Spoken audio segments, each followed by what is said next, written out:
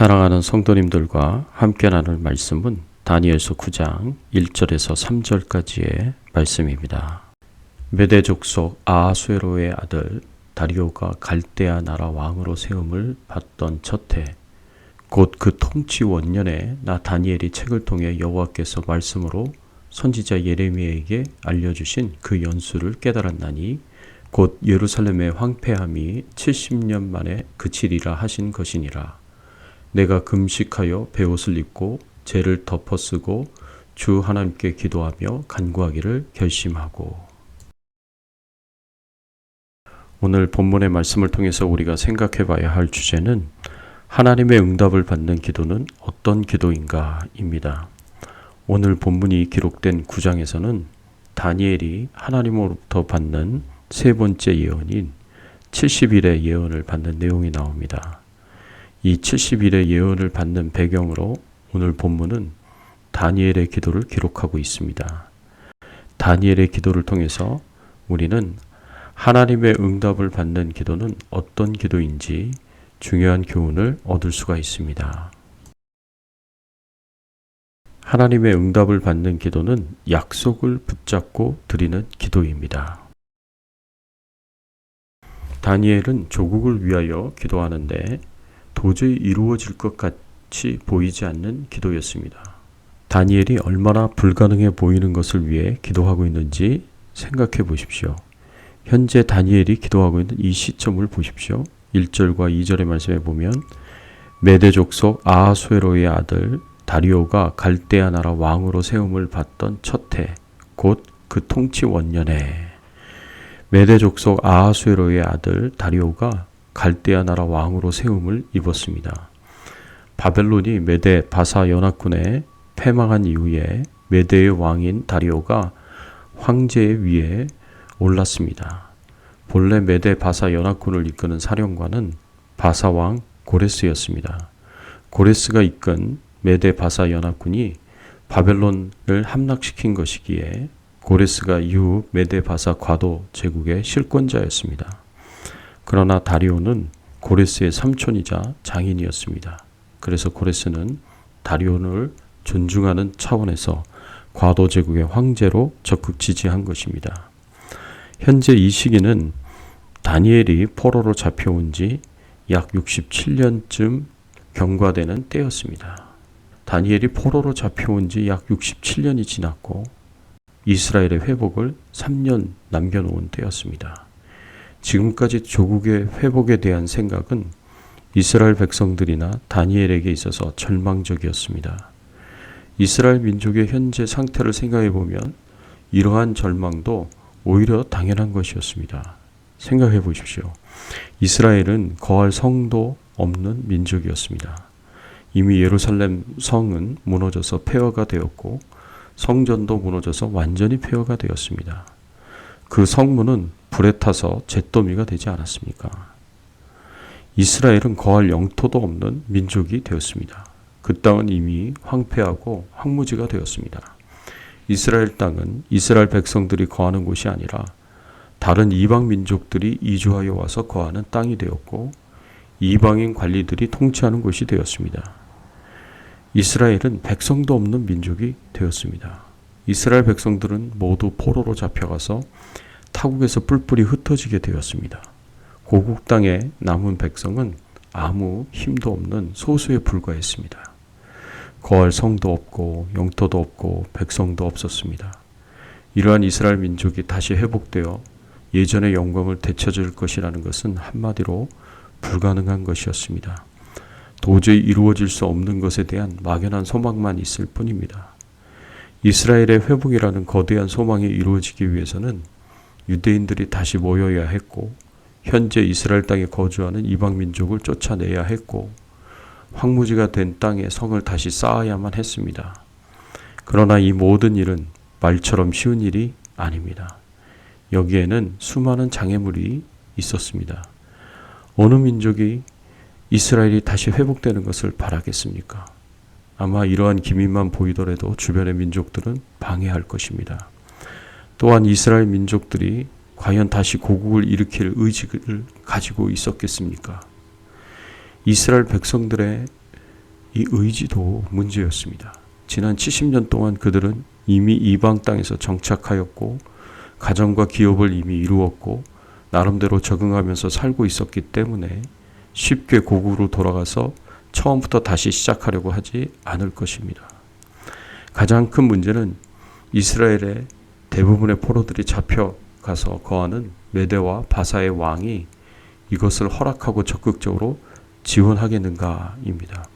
이 모든 일들은 다 하나같이 커다란 문제로서 불가능하게 보이는 장애물들이었습니다. 도저히 기도해봐야 소용없을 것 같습니다. 그런데도 다니엘은 열심히 기도합니다. 얼마나 열심히 기도합니까? 본문 3절의 말씀에 보면 내가 금식하며 베옷을 입고 죄를 덮어쓰고 주 하나님께 기도하며 간구하기를 결심하고. 다니엘은 민족의 회복을 위하여 하나님께 기도하고 간구하기를 결심합니다. 민족이 다시 회복하여 일어설 수 있도록 하나님께서 긍휼히 여기시고 은혜를 베푸시기를 위하여 기도합니다. 기도를 하되 어떤 기도를 합니까? 금식 기도를 합니다. 회개 기도를 합니다. 본문 3절에서는 베옷을 입고 죄를 무릅쓰고라고 말씀하고 있습니다. 이것은 하나님 앞에서 겸손한 모습을 가리키는 말입니다. 하나님 앞에서 회개하는 자가 하나님의 용서를 구하는 겸손한 모습을 의미합니다. 다니엘은 민족이 멸망하게 된 그 모든 죄악들을 하나님께 고백하고 하나님의 용서를 겸손히 구합니다. 어떻게 보면 도저히 불가능하게 보이는 기도를 하는 다니엘의 모습이 아무 소용이 없는 헛된 몸부림처럼 보입니다. 그럼에도 불구하고 지혜로운 다니엘은 오히려 열심히 기도합니다.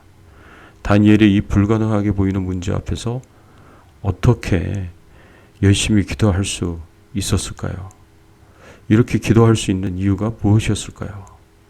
그 이유는 하나님께서 이스라엘을 회복시키실 것이라는 약속을 주셨기 때문입니다. 우리는 그 약속의 내용을 본문 2절의 말씀을 통해서 확인할 수가 있습니다. 곧 그 통치 원년에 나 다니엘이 책을 통해 여호와께서 말씀으로 선지자 예레미야에게 알려주신 그 연수를 깨달았나니 곧 예루살렘의 황무함이 70년 만에 미치리라 하신 것이니라. 도저히 불가능하게만 보이고 절망스러운 조국에 대하여 하나님께서 멸망의 상태에서 다시 회복이 될 것을 약속하셨습니다. 70년이 지난 이후에는 이스라엘 백성들이 이방에서 고국으로 돌아올 수 있게 되었고 예전에 주셨던 가나안 땅에 거할 수 있게 되었고 다시 그 땅 위에 성을 세우고 성전을 세울 이 약속을 발견한 이후에 다니엘은 마음속에 있는 모든 절망을 씻어냅니다. 모든 불가능하다는 생각을 버렸습니다. 그리고 민족의 회복을 100% 확신하는 가운데 하나님께 기도를 드립니다. 하나님이 약속하셨다는 사실에 대한 믿음으로 이런 기도를 할 수 있었던 것입니다. 사람으로서는 이스라엘의 회복을 가로막는 그 커다란 문제들을 하나도 해결할 수 없지만 그러나 하나님께서는 그 모든 문제들을 다 해결하여 주실 수 있습니다.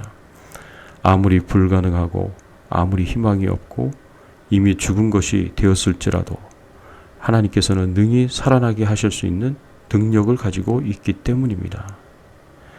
세계의 존경을 받는 크리스찬인 조지 뮬러는 기도의 사람이었습니다. 조지 뮬러는 93세까지 살았는데 고아원을 시작하면서부터 세상을 떠나기 전까지 60년간은 약 5만 번의 기도응답을 받은 사람으로 유명합니다.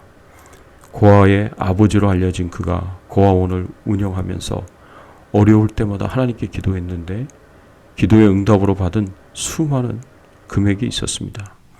이 뮬러가 이렇게 많은 기도의 응답을 받은 데에는 아주 특별한 비결이 있었다고 합니다. 조지 뮬러는 하나님의 일을 위해서 무엇이 필요하게 되면 기도를 바로 시작하지 않았습니다.